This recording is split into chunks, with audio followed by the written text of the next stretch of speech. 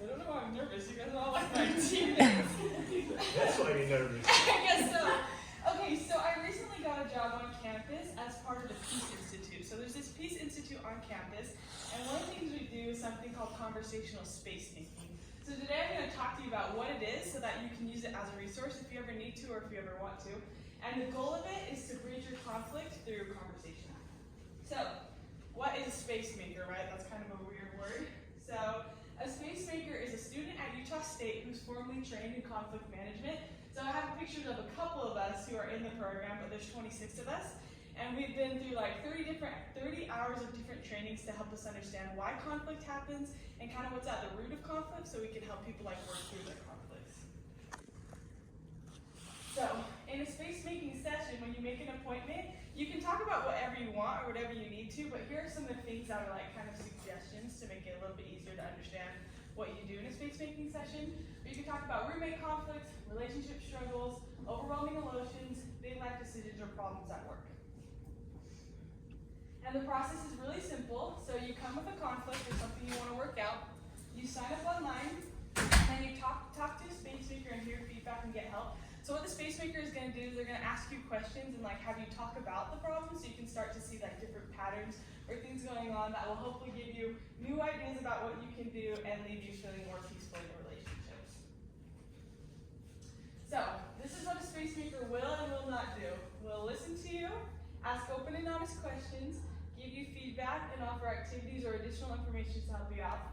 What we won't do is judge you, solve all your problems, and share what you've said with others.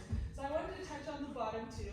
So solve all your problems. There's a common misconception with space making, and it's that it's therapy. So none of us are like trained therapists. We're not trained to do that. So it's not therapy, but it is a spot you can get some help. And then share what you've said with others. It's really important that we keep things confidential so we don't share what you've said with other people. Yeah.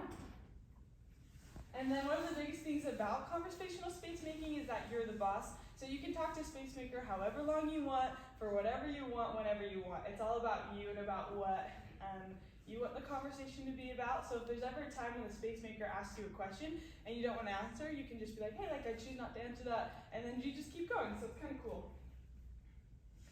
And then the second thing, how do I sign up? What I found to be the most easy and useful way to do this is literally just to Google USU space makers, and then this will come up on your phone and you can click schedule an appointment. It's like the most useful way. I thought about putting a QR code up here, but that doesn't really make sense because it's not like you're going to sign up like right now. So, okay, and then the last thing, as I was talking to like the director of the program, I was telling him about how as student athletes, there's already so much that's like thrown on our plates. Like there's so many resources, so many different things. I was like, I don't know if people are going to feel like this is something they like want to do. So he invited me to share how this has been useful for me, especially when it came to sports. So some of you know this. This is my grandma. And on October 13th, when we were at San Jose, we were playing in San Jose versus them. And about 5 hours before kickoff, I found out that she had died.